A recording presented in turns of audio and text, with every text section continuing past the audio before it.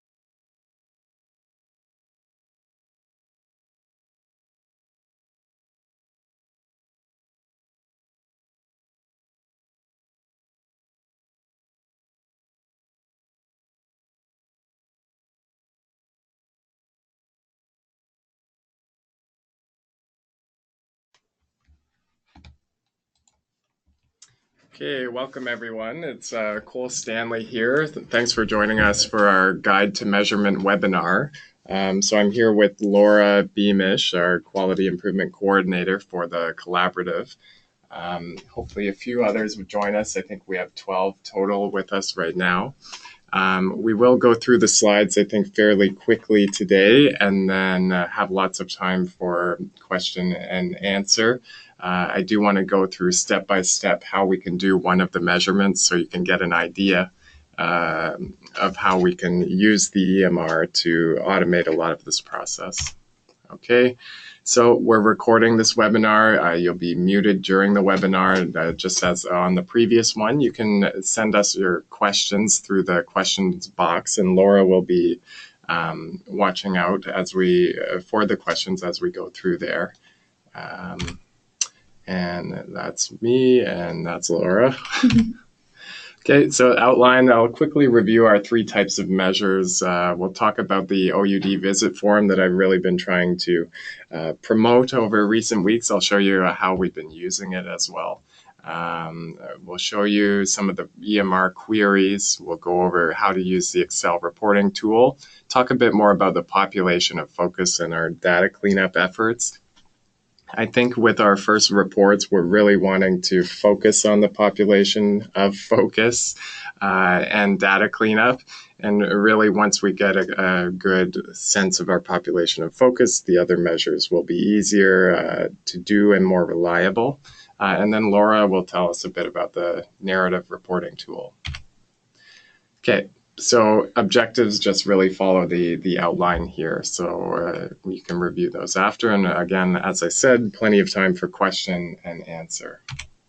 Okay, our three types of measures, we've gone over this previously, but we need to measure because we need to know that our changes are resulting in improvement.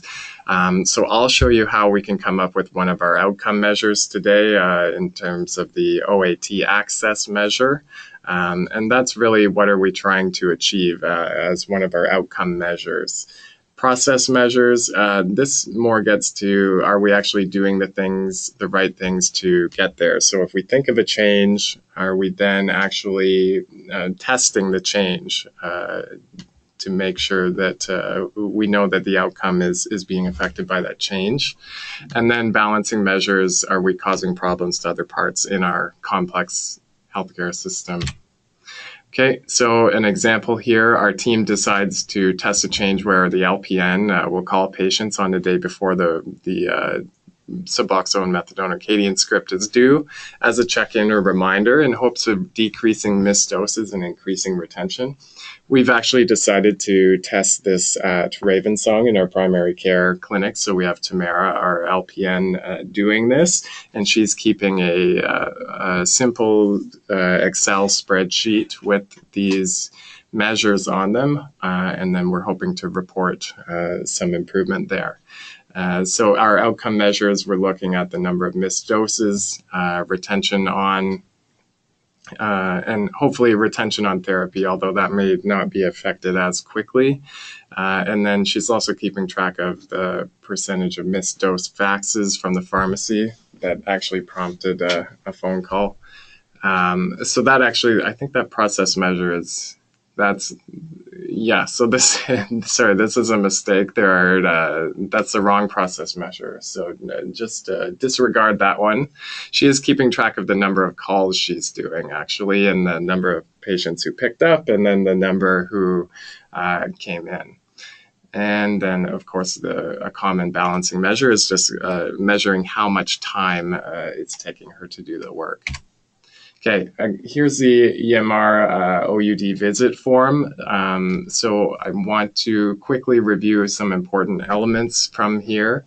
I'll show you a bit about its usage so far. So we've had it used 632 times in the past, I think, 2.5 weeks it's been available, up till October 9th. So you can see my two clinics are doing fairly well, probably because I've been shamelessly promoting it the entire time. And then Three Bridges is also using quite a bit, DCH, and then the other clinics. Hopefully we can encourage you guys to start using the form some more. I have found it's a useful clinical tool, and hopefully we can frame it as that. And then a secondary benefit from it is being able to track our measures as well.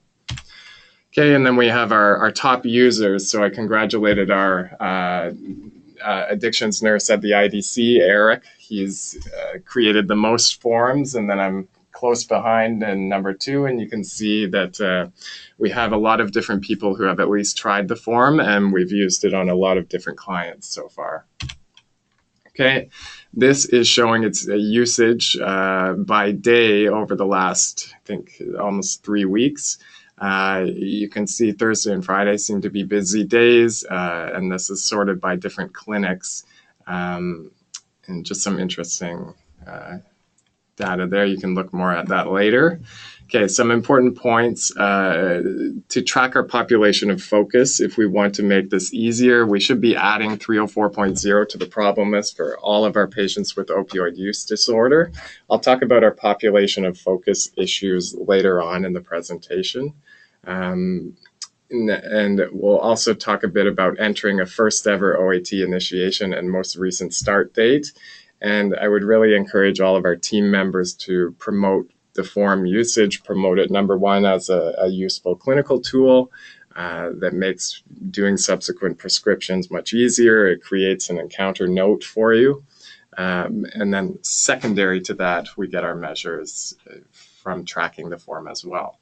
Okay, so we sent this bottom information out in an email already. There's a link to the how-to videos. You can find that in the recent Boost Collaborative email. And we'd really appreciate it if you could fill out the survey that we've included, and you can put your feedback there as well. And I will add that there is a password to access those videos, and it's just Boost Collaborative with Boost and the C in collaborative, all capital letters. Okay.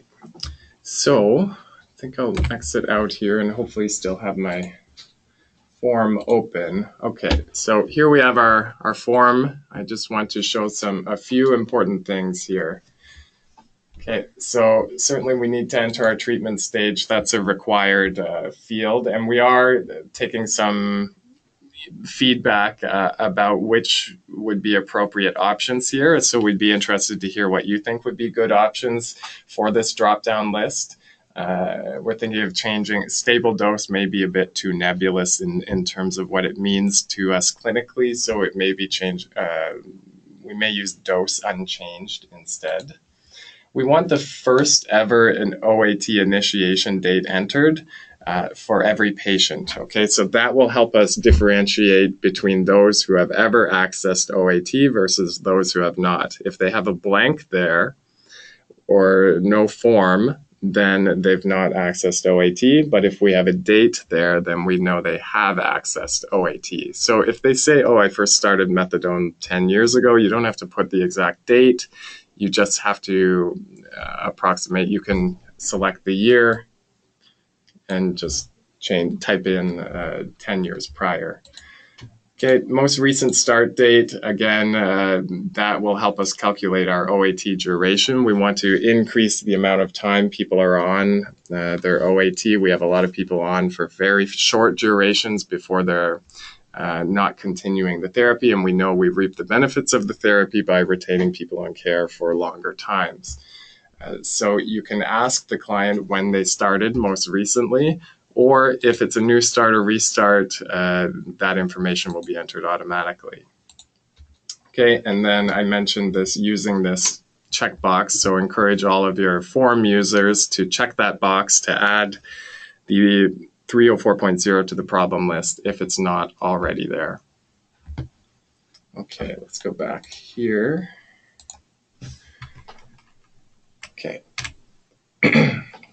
So in terms of the queries, I'll demonstrate one, but basically each team should have at least one person with access to the QI or queries environment, which is a copy of the live EMR production database, so that you guys can run these queries and help create your reports. You can contact me at my email address there if you need to gain access for one or more team members.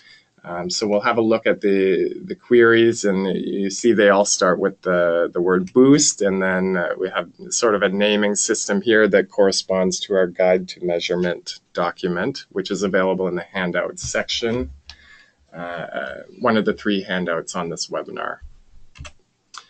Okay, so let's use an example, and I told you what we're going to do here. So here's our driver diagram, pointing to some of our key measurements and where they fit on our driver diagram.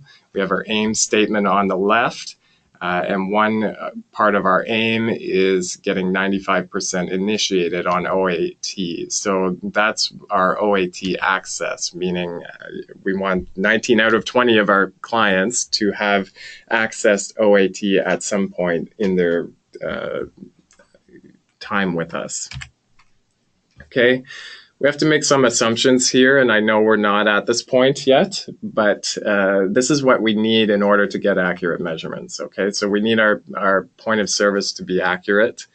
So that in the yellow bar at the top, we want, if they're seeing us at Ravensong, we want that RSG code at the top. We want 304.0 in the problem list, so we get a more accurate population of focus than what we're doing to get our estimation of population of focus at baseline. And as I just showed you on the OUD form, we want to ask everybody an approximate date of when they first started OAT, if they have ever started it. That also really, if you put a date in there, we're answering the question, have you ever been on OAT? Okay. So our operational definitions here for OAT access, we can then use that date on the form, and if it's filled in, then that person will be included in our numerator, okay? And our denominator is just our total population of focus. Okay, so let's look here. First of all, you want to run your population of focus query, okay? You can see my mouse here. Yeah. So if you are predominantly at a site where you're listed as the alternative POS, then you would want to use this query with Alt POS. So an example would be Ravensong Addiction Services. Use that query. Whereas if you're at some place like DCHC or Ravensong Primary Care, then you would want to use the top query here. Okay, so I can show you where that is on our EMR. So if you go to Report, Stored Queries,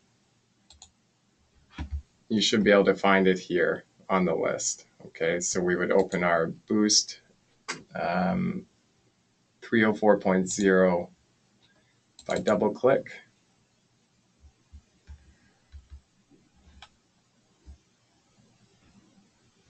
It's just taking a moment to think here, so bear with us.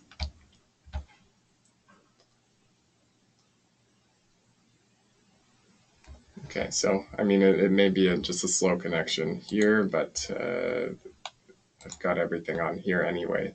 So you'll just be asked for your 3-letter code for your point of or your POS when you open that, and then you'll be able to run that query, and you'll get a window that looks like this. I've cut off the rest of the window because, of course, it contains patient identifying data. But then you can take this information and export it to Excel.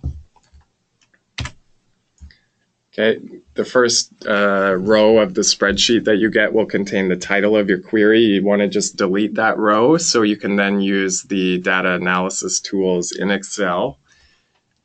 So first delete that top row of the spreadsheet, and then I would suggest saving the file. You can save it on your local not the local hard drive, but your local secured drive, VCH drive or what have you. You can use this naming system if you want to be systematic about it. I would put a date and then your location and then the name of the query. And then in the spreadsheet, if you select all of your data, you can click on any of the fields in the spreadsheet and just press Control+A to do that, or Control-A to do that. Then one of the options in Excel is removing the duplicates. Okay, so you can do this by having all your data selected, go to remove duplicates. You'll open this window here. You want to make sure that so you can unselect all and then just select by file number. File number is the EMR's unique identifying number for the client.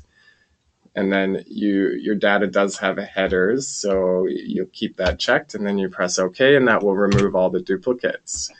Then you can just see how many you have on your list, how many unique clients, by seeing the number of rows minus the header row. So we have 99 rows minus 1 header row. That means we have 98 clients in our population of focus.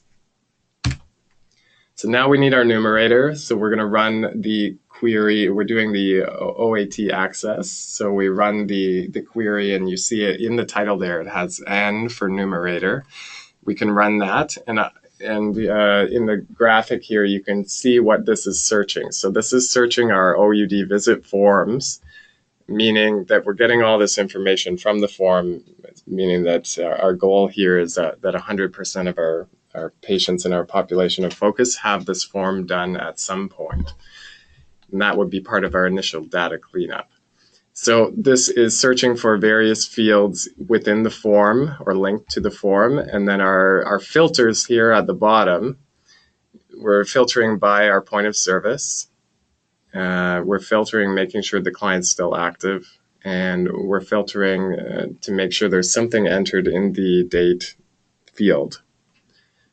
So then we would get a list. That's all of our clients who have a date of initiation of OAT entered in that OUD form field, and we find 37 different objects. You can export that to Excel and have a list of those clients who have access to OAT if you want to have a look at the data and maybe analyze it for some cleanup.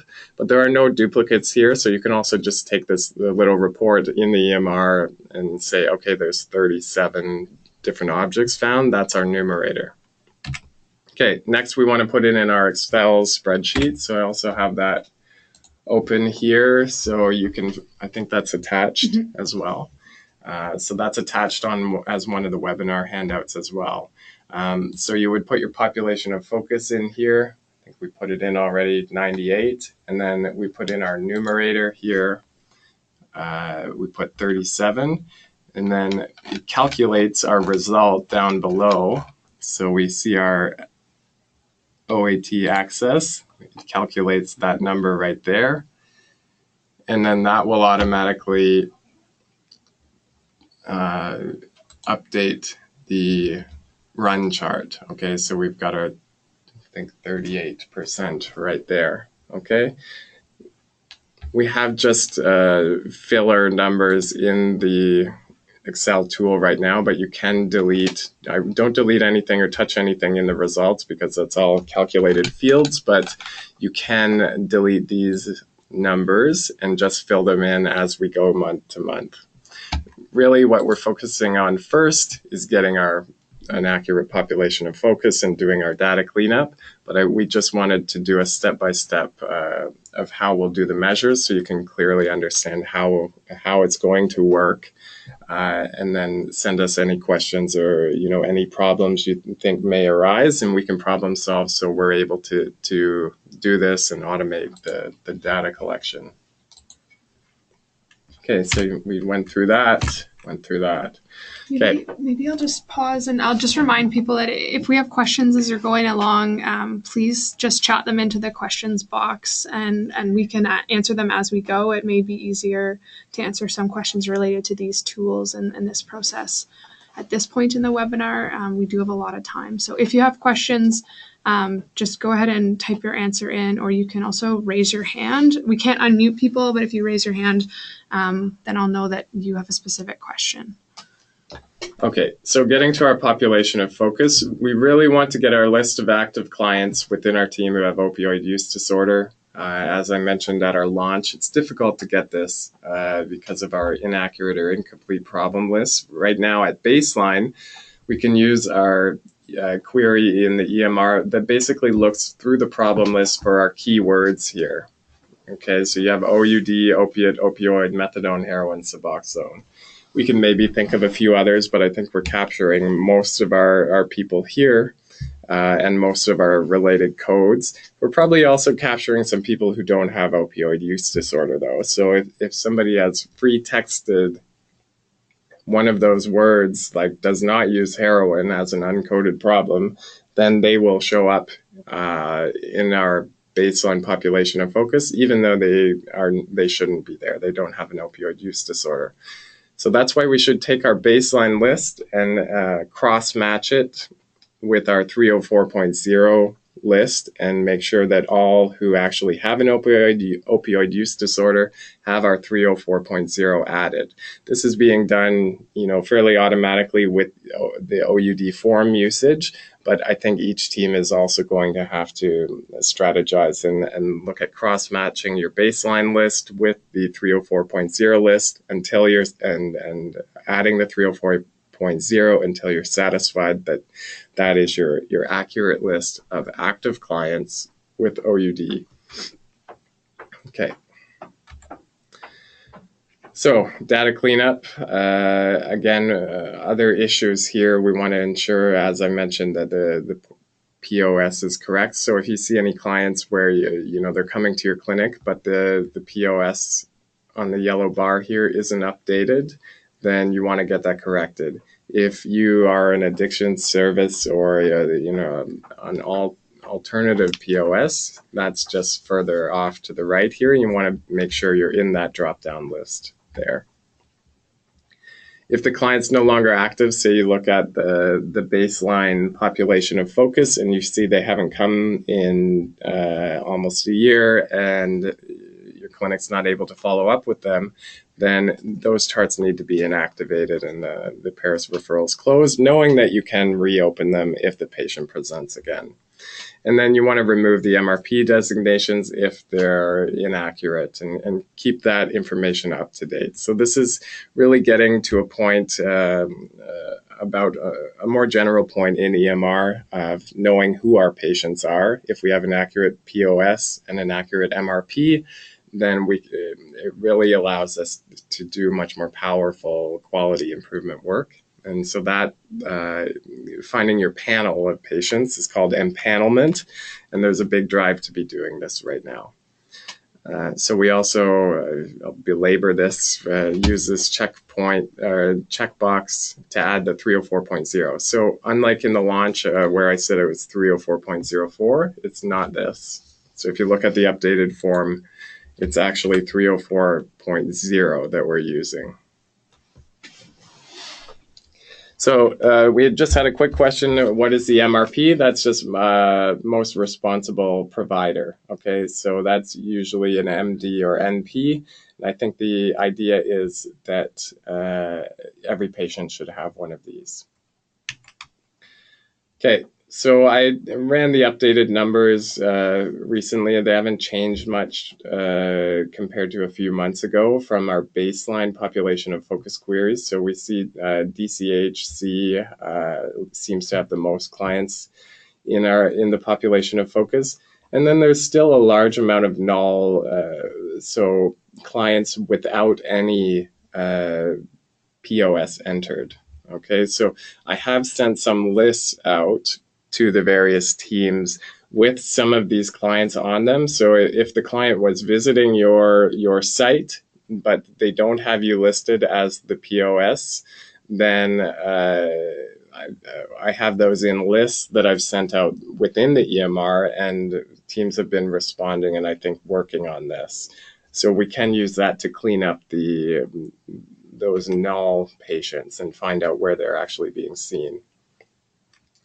Now, if you're an alternative point of service, you won't be accurately represented here, but we can look at some of your data if you're interested as well. Okay, and then, so you see these numbers, you have about 600 for DCH. That's our baseline population of focus. And then if we're searching for our 304.0 code, it looks like we still have quite a ways to go in terms of adding those to the problem list. Okay, because you see about only 10% at DCH have that entered so far in the problem list. So a ways to go. If we get people using our OUD form, I think a lot of it will be added automatically within the next month. And then there will need to be some time, I think, set aside to cross-match the baseline list to the 304.0 list, which we can get both from your queries on the EMR, and then adding the 304.0. Okay. So maybe before I talk a little bit about the reporting tool, we've had a couple questions come through email over the last couple of weeks. And so I might present those and I'm sure the information will be useful. So we've had questions around, I can't edit the prescription form once it's created on Profile EMR. Okay, so yes, and this is actually intentional. So one issue was that these forms are duplicate prescription forms. So after you save and print, the idea is that that particular one is locked for editing, so it represents a true duplicate.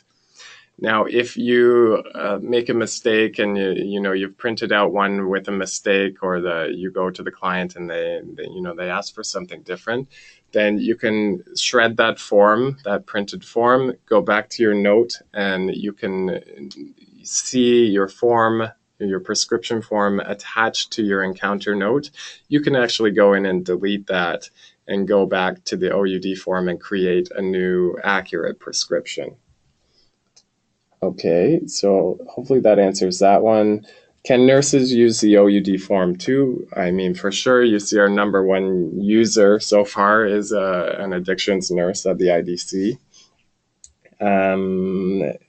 Okay, do I have to fill out the entire form every time I use it? Certainly not. You only want to fill out some of the stuff once. Okay, the first ever OAT initiation date, of course, you would only fill out once. All you really need each time is the treatment stage. And then, if you're creating a prescription, of course, you need the regular information you need to make that prescription. Great. Okay. So I'm going to spend a little bit of time talking now about the narrative reporting tool. So Cole has just gone over sort of the quantitative side of the reporting, which is going to be an important part of the collaborative. But the narrative reporting tool is also an important part. It allows you guys as a team to give us a little bit more information on what it is you're actually doing. So to access the form, I'll just start with some of the basics. It's available on our website. So at that address there on the slide, and then under reporting tools, team narrative template. It's also attached as a handout on the webinar here. So our first reporting cycle is October 26th. That's in 2 weeks. And so what we're hoping to have you guys submit is the sort of first round of information, both using the Excel reporting tool and then also this narrative reporting template, which I'll talk a little bit more about in the next slide. And we just ask that you are completing these electronically, so not pen and paper, but completing them electronically and submitting them electronically. So I've spent a lot of time over the last 3 weeks, along with Amy and Valerie from the practice support program, meeting with you guys, getting a sense of how everything is going. It's been a really nice process for me to see how everyone is handling all this information that we're throwing at you guys. And I think everyone's really got some good ideas and really started working towards some improvements. So the narrative reporting tool, it sort of provides a template for you to record some of that information that we were discussing in our meeting. So if we haven't met with your team yet, and you're wondering what I'm talking about, Amy and Valerie and I have probably reached out to you. So just send us an email and we'd love to come and meet with you in person to provide some guidance. But we've talked about aim statements. We've talked about starting to set some plans, assigning roles and responsibilities. And so this Word document provides a really nice opportunity for you to record that somewhere. And it's something that you can go back to and add to every month. So what are we asking you to complete on this form? So we're going to ask you to record your team name if it's different from your clinic name. In the past collaborative, some people have given their teams a separate name, so you're welcome to do this if you want to. We're going to ask you to include the names of your team members, your decided upon aim statement, which again, I'll mention it might change over time, but it's a good place to sort of return to if you're feeling like things are getting beyond scope. Remember to always go back to your aim statement, really figure out what it is you're doing and making sure that that is sort of leading you towards achieving your aim. And then you're going to define your population of focus in this as well. So it's 3 pages long. On the next 2 pages, we're asking you to answer these questions. So how have you engaged and used the client voice for improvement? What changes are you making? What did you learn from the changes that you're making? What's your plan for the next month? And is there anything else you'd like to share? So as I said, this gives a really nice opportunity, if you're doing changes in your practice and it's not really been reflected yet in your quantitative data, this is a really nice way for you to document what it is that you're doing. And we know that sometimes it will take time. There'll be a delay between changes being made and it showing up in the quantitative data. So this is a good opportunity to let us know what it is that you're doing. As with the Excel reporting tool and with the OUD form, you do not have to complete the whole thing. Just complete the sections that are all relevant for you and your team and that you have answers for. Keep in mind there's no right or wrong answers, so we just want to know how your progress is going and how we can support you. And like I said, it's a great way to document your progress. So we're actually going to stop there. We wanted to leave lots of time for questions. I don't know if anyone else, we've had one question come through, if there's any other questions about anything that we've covered today. I'm going to send out another email next week about providing some more one-on-one coaching with the Profile EMR forum. And then for those teams who aren't using Profile, we realize that this is a little bit Profile EMR heavy, but we are working with the practice support program that has expertise with Oscar to work on how we can develop something for your teams as well. And for the teams that are predominantly using Paris, part of the meetings with the teams have been to sort of figure out how we can support you. And I've been making some changes to the Excel reporting tool to try and tailor it for the teams. So if this is something that you think your team would benefit from, just email me. I'm available and willing to make edits to make it as easy as possible for you guys and your teams. I also just want to add that, again, that if you have any issues with the OUD form in the EMR, then certainly let us know. And we've made a lot of changes to it to try to make it better. We've got a lot of good ideas for it that haven't been done yet as well. For example, adding the methadone, Suboxone, or Arcadian to the usual meds list from the form. Hopefully we can do that.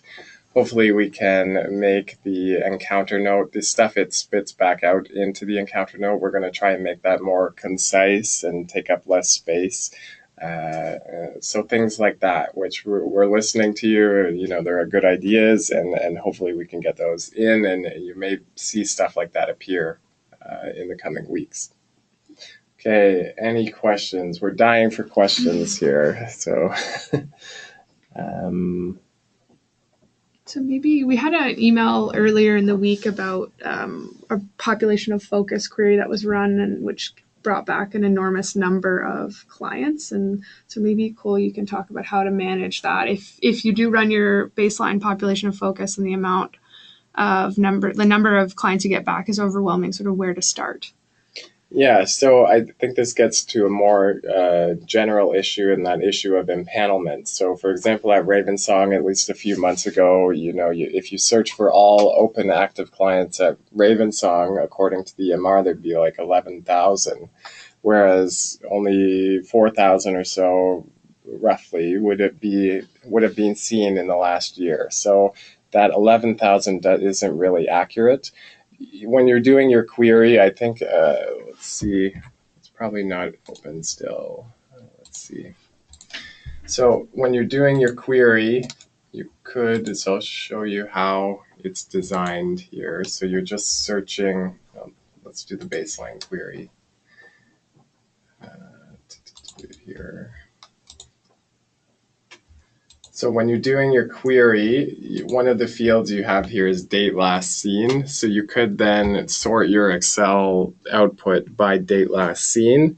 And you may want to get an admin person or somebody to start reviewing those clients to see, are they actually still active? Can we just go and inactivate the charts so that the next time we run this query, when the QI environment's updated, then we'll have a more accurate list.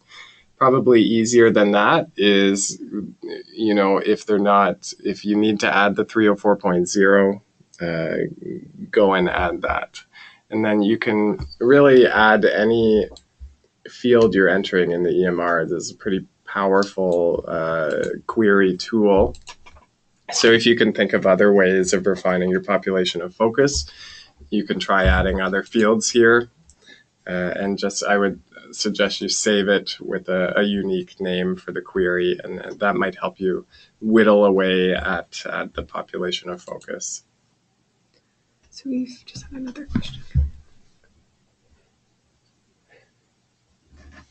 Okay, so need to know how our clinic, how to enter our clinic as an alternate POS.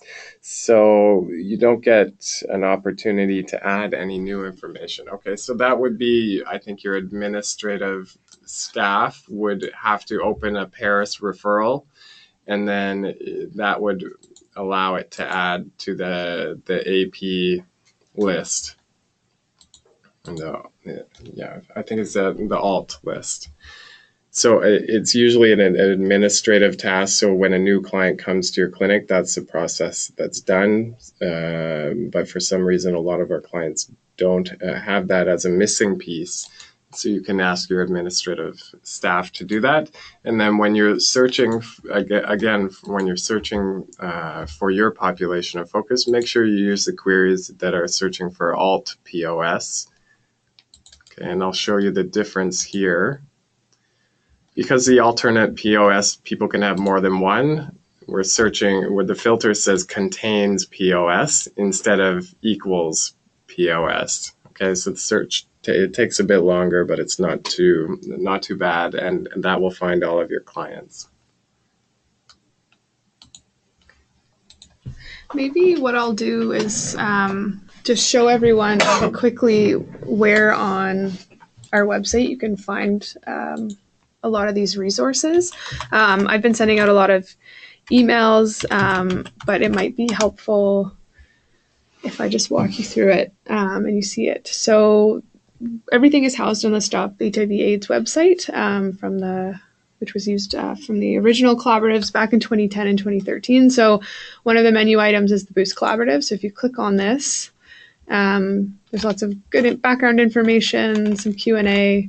And if you click on Tools and Resources, this is where all of those documents are housed. So we have the technical documents. So this is the project charter, the preparation manual, which is a really good document if you're still feeling a little bit overwhelmed with the methodology or how to write an aim statement. We've also got the change package, which is a list of ideas you can start to implement to improve practice. And then the guide to measurement, which sort of gives a more thorough definition of our metrics. Also on this page are our reporting tools that we were just talking about. So here is that Excel reporting tool, and then here is the Word document, the narrative reporting tool. Under this section, presentations and webinars, all of the presentations from the launch are included here. So that would have been, Dan's presentation, Dennis McCarty's presentation, Cole's presentation on the metrics, along with our preparation webinar slides. So anytime we have a presentation, so the slides from this webinar will go up there after as well. And then just other QI resources. So if at any point in your journey you find some resources that you think would be beneficial to everyone else in the collaborative, please either send them out through the listserv or send them to me and I'll upload them on the website. We also have a section here for webinar recording. So if, partway through the collaborative, you have people joining, this is where all of the document or all of our presentations will be uploaded. So we're working on getting the video from the launch uploaded here as well. And so that should happen shortly. And then we do have an events calendar. So this lists, when are the learning sessions, when are your reports due, things like that. So please use this website. And again, if you have feedback, just let us know. And then the how-to videos aren't actually listed here. But if you type in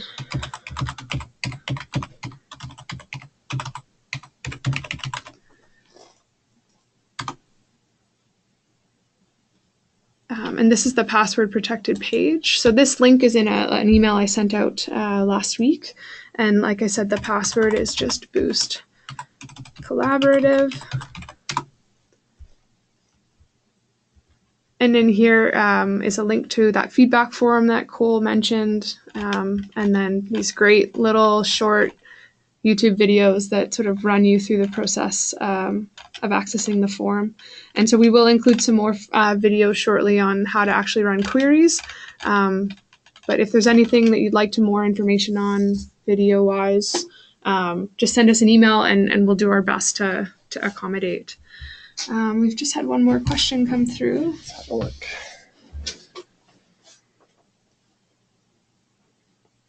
So the question here is, how do you determine the POS for a client with multiple healthcare providers? Okay, so example, the GP is at one site and the addictions physician's at another site. Okay, so I think the PC POS or primary care point of service should be where their family doctor is, and then or NP, and they should be listed as MRP or most responsible provider, and then the addiction services physician should be added as an alternate provider. And there's also a place for the alternate POS. Okay, so an example would be at Ravensong. Maybe I see a patient for primary care, but they go upstairs to see an addictions services physician for their methadone. We do have some of those people. So I would be listed as the MRP. They would have RSG as the PC POS. And then they would have RAS, or Ravensong Addiction Services, listed as an alternate POS, and then one of the addiction services clinicians like Dr. Claire or So what if they're not seeing a GP anywhere? So you can leave the PCPOS blank, and if you use the right queries using the alternate POS, we'll still be able to find those patients. Perfect. Those are great questions. Okay, is there any? So it looks like we're all out of questions right now. Again, I'll just say, yeah, if you have any other ideas for these short videos like this, or if you find them helpful, let me know and we can try to do some more. They're fairly easy to get done just at home. So would the addiction services doc ever be their MRP?